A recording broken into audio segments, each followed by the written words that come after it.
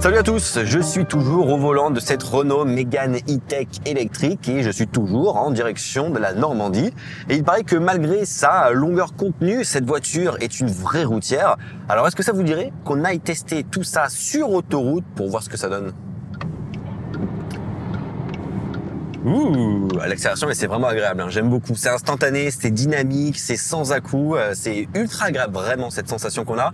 Mais je pense que le moteur a quelques secrets à nous livrer. Alors on va demander à Fabrice, un ingénieur électrotechnique, de nous éclairer sur le sujet. Salut Jean-Baptiste.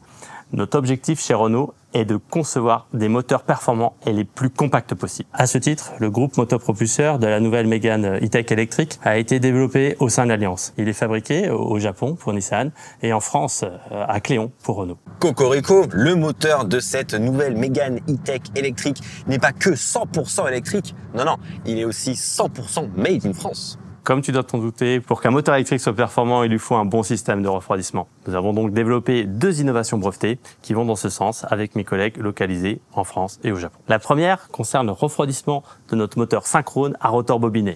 On a placé des injecteurs à des endroits stratégiques de la machine afin d'obtenir le refroidissement de son bobinage. On obtient ainsi le refroidissement du rotor et du stator. La deuxième est une astuce qui consiste à utiliser la dynamique du rotor pour accentuer le refroidissement du stator par projection d'huile.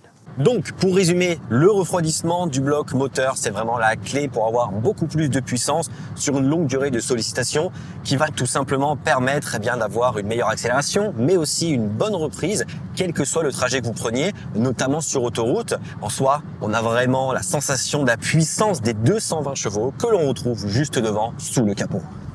Ah, j'arrive bientôt à destination.